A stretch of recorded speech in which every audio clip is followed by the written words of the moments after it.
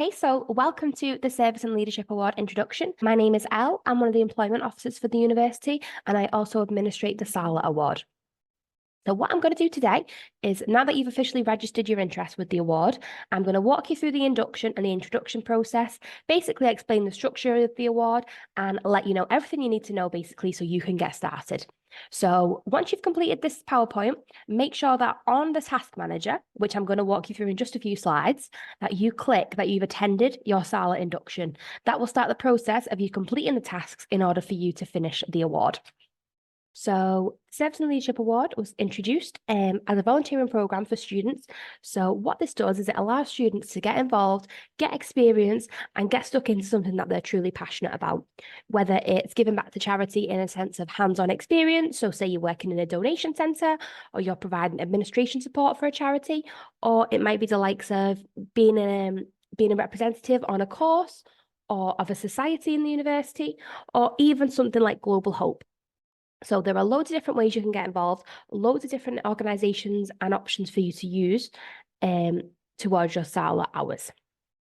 Okay, so as we've got here, we've got the introduction, which is what we're going through now. We've got core development talks, SMART objectives, skills development events, volunteering hours, reflective reviews, and your final task. So you kind of have to think about the award in two separate entities. So you've got your actual physical volunteering. So that's the volunteering hours that you need to complete in order to pass the award. And then you've also got your tasks element to it.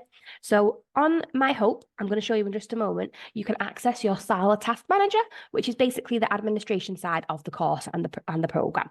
So what will happen is you will work your way through the tasks as and when you have time. You can do them in any order. There's not kind of a linear process to it.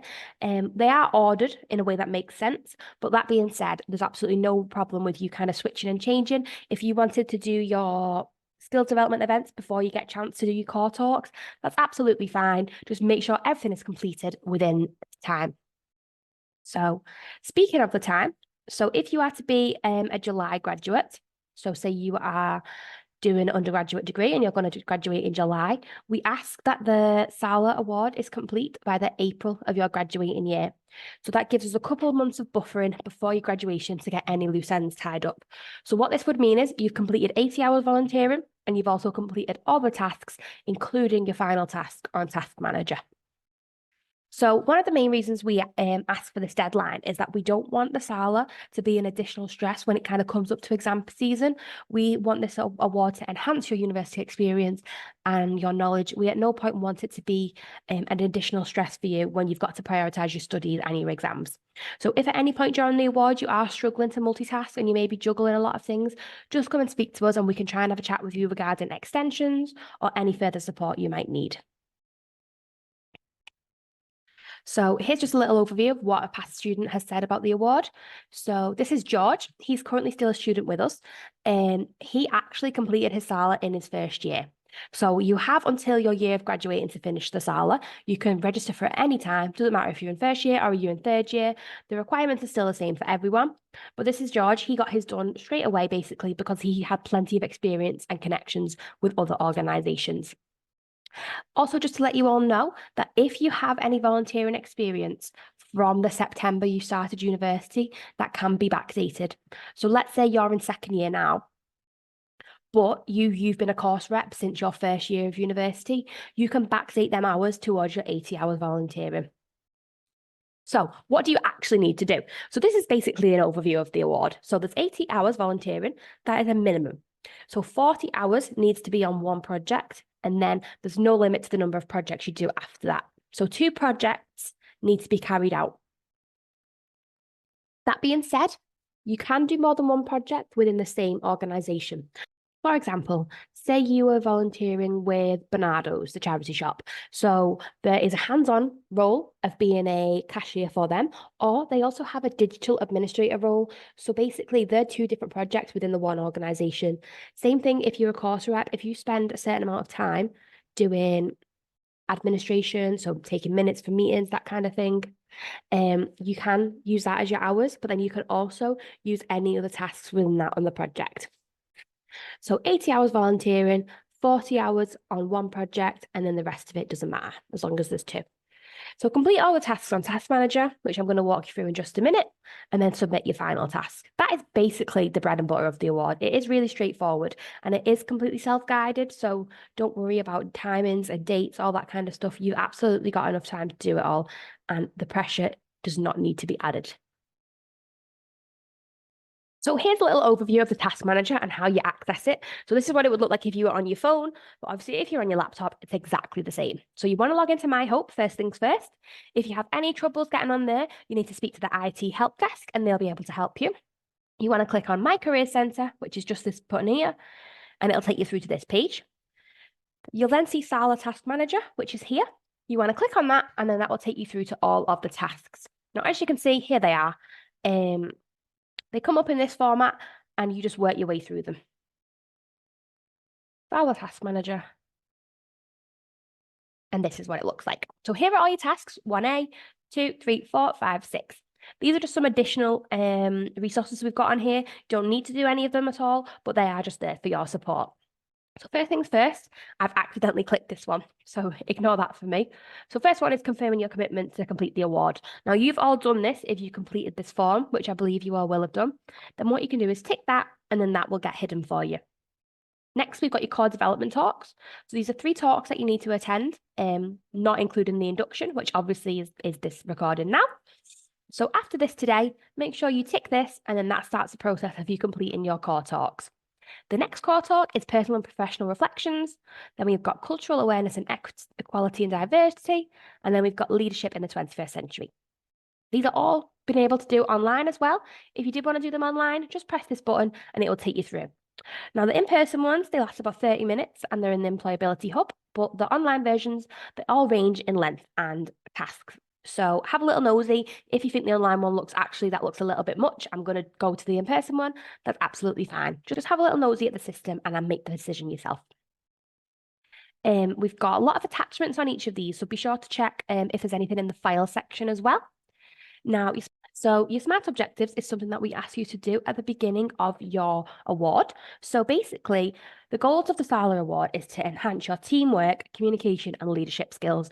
So when it comes to the reflection and the task assessment, we're constantly going to be asking you about these skills and how you develop them. So if you can make your objectives in the beginning based on these, it's really going to help you when you come to your reflections and your final task. So we've got a SMART objectives sheet. We've also got what are SMART objectives. I'm sure you're all aware of that now, especially if you are well into your academic journey. Basically, all you would do is make a SMART objective for each of these skills.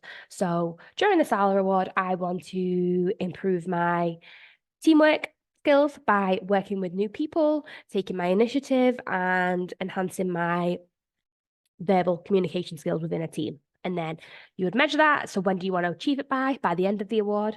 And how will you have achieved it? Well, you'll have evidence of projects that you've worked on and you've done that on. SALA 3 is the skills development events. SALA 4 is your confirmation and volunteering, which I'll touch on in a little bit. 5, you've got your reflective reviews, which is again, just touching on the SMART objectives that you've made. So make sure you obviously set objectives that are realistic and that you're likely to achieve. Because when it comes to your reflection piece, you do not want to be writing stuff about things that you had no intention of ever completing. And then we've got your final task, and I'll go over that in just a little bit more detail in a moment. So this is basically the task manager. So whenever we say SALA task manager, or we say, have you completed that task on My Career Centre, this is the page we need. So maybe just keep a bookmark of this page once you've logged on and you familiarize yourself with the system. So we've got your core development talks. So here's just a little bit more information about the task that we mentioned earlier. So task 1 is making sure you attend or watch all the relevant videos for these talks. Now, I think some of them are larger than others. So for example, the cultural awareness one, that's a little bit longer because there is a lot of legal jargon in there in terms of equality in businesses. And if you're going to be working for volunteering with an external business, you're just kind of better off being aware of that going in, just in case. So you've got that knowledge. Obviously, a lot of charitable organizations are obviously equal opportunities organizations. So that might be something that they talk about. So it just gives you that inside knowledge when you do go with them. So we've got these 3 core talks that you need to attend. They're very straightforward. You will absolutely be able to do it. All you've got to do is watch a couple of videos and then answer a few questions on the videos that you've watched. Next task is setting your SMART objectives. So as I mentioned, here you go. SMART objectives help you to clarify your ideas, focus your efforts, use your time and resources productively to achieve what you want. Maybe not in life, but in this Service and Leadership Award, most definitely. As I mentioned, again, just honing in on them skills, teamwork, communication, and leadership. So make sure that you set relevant objectives with these 3 goals in mind. So your skills development events, these are additional events that we'd ask you to attend throughout your time at university when undergoing the Service and Leadership Award. So event choices could include any of the below or anything else which helps you develop your knowledge or insight into any relevant subject. So there is loads and loads of stuff out there that can be included on this one. It doesn't have to be as super formal or super corporate like some in this list are. It could be a case of maybe the charity that you're working with is holding a workshop or something like that. Or maybe someone on LinkedIn has got an online seminar that you've attended, anything like that. If at any point you're questioning if something counts, just pop us an email and we'll be able to clear that up for you. Careers and Employability Team, so Student Futures, we run a lot of events throughout the year. So you will get an email from myself or another member of the team if any of those events are coming up, and you can use them for your skills development. For example, sometimes we have careers fairs and we have employer talks, employer workshops. If you were to attend one of them workshops, you could use that as one of your skills development events. Now, you have to do at least 3 over your time of the award.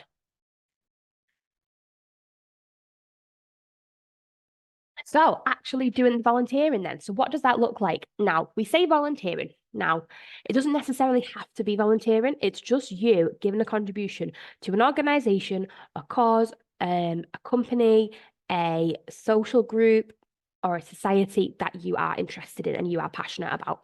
So you need to take part in and evidence 80 plus hours of voluntary service over at least 2 projects.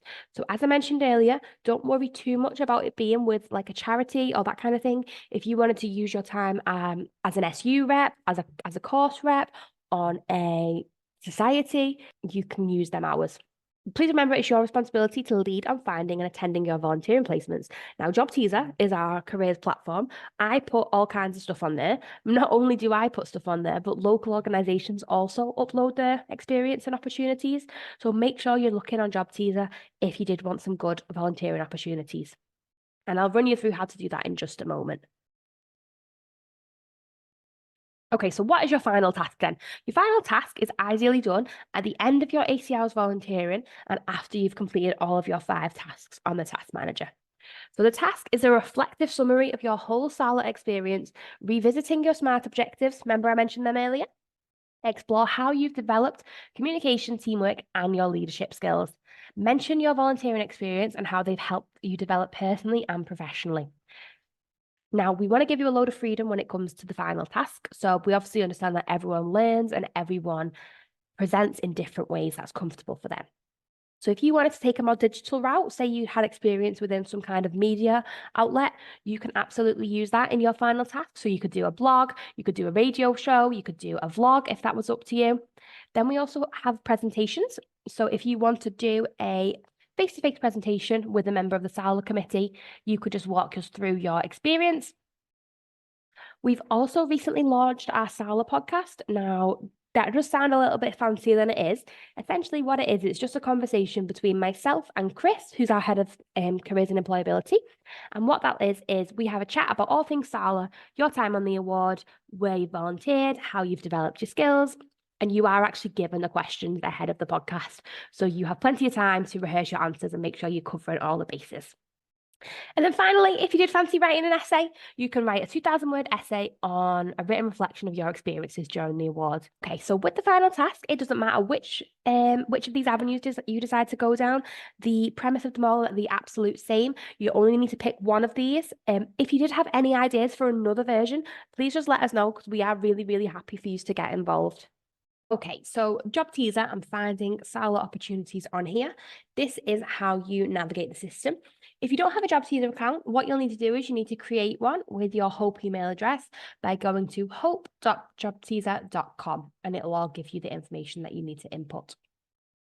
Then what you want to do is you want to press jobs and you want to filter by contract. So scroll down to where it says volunteering, press volunteering and press apply. Then what will happen is any jobs that we or our organisational partners have added will all show up here and you can apply directly for the volunteering role. So we've got loads of different stuff on here. As I mentioned earlier, we've got some digital stuff, we've got some hands-on stuff, got some stuff with the police, local communities, reading, illustrating. There is truly something for everyone on here. So if you have a nosy, there's plenty of opportunities for you there to be applying for. So, as I mentioned earlier, what you can do now is you can tick that you've attended the SALA induction and then be on your way to starting your SALA journey. If you have any further questions, please just send us an email. So that is sala@hope.ac.uk, and we'd be happy to help you along. If you want to pop into the Employability Hub, this is based at Hope Park in the Gateway building. Now, there is a presence in there every single day, but our particular SALA drop-ins are Thursday mornings and Friday afternoons. So be sure to pop in and we cannot wait to meet you.